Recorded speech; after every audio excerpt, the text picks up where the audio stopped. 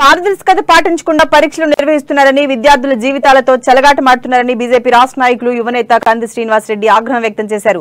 TSPSC రాష్ట్ర ప్రభుత్వ వ్యవహార శైలిపై ఫైర్ అయ్యారు. పేపర్లు లీక్ అవుతుంటే మొద్దు నిద్ర పోతున్నారా అంటూ మండిపడ్డారు. టీఎస్పీఎస్సీ లీకుల వ్యవహారంపై ఆదిలాబాద్ పట్టణంలోని స్థానిక కేంద్ర గ్రంథాలయంలో అభ్యర్థులు, పార్కులు, లైబ్రరీ ఆవరణలో బైఠాయించి నిరసన వ్యక్తం చేశారు.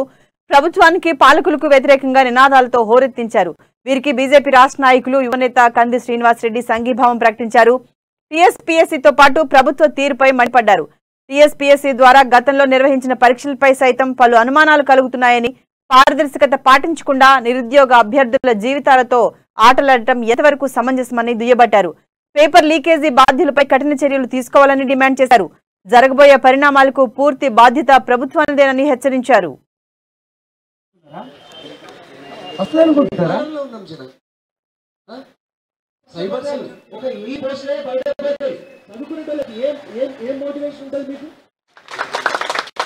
అట్లాంటి లంచాలు ఇచ్చి టీచర్లు అయితే ఇలాంటి దొంగలు, దోపిడీదారులు ప్రభుత్వాన్ని. ఇప్పుడు మీకు తెలుసా, మీరు ఎంఐ అసెంబ్లీని ఎక్కడైతున్నాయి, స్పేర్ పార్ట్స్ వేరే వేరే దేశాల నుంచి వస్తున్నాయి.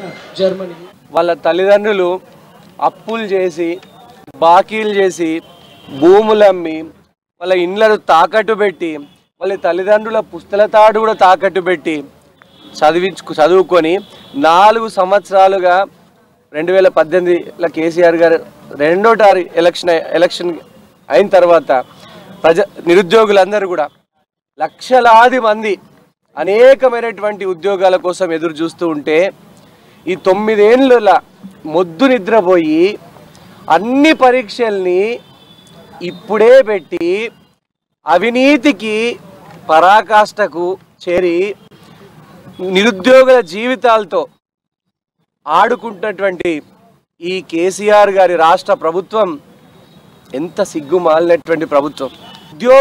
ప్రభుత్వ ఉద్యోగాలను పకడ్బందీగా నిర్వహించాల్సినటువంటి ఈ రాష్ట్ర ప్రభుత్వం దొంగలు, దోపిడీదారుల చేతుల ప్రశ్న పత్రాలు పడ్డాయి. ఏ పేపర్లు లీక్ అయినాయో, అసలు నిరుద్యోగులు రాసేటువంటి మిగతా పరీక్షలు కూడా గతంలో నిర్వహించినటువంటి వాటి మీద కూడా మాకు నమ్మకం లేదు దొరా. అవి కూడా లీక్ అయినాయని మేమందరం అనుకుంటున్నాం.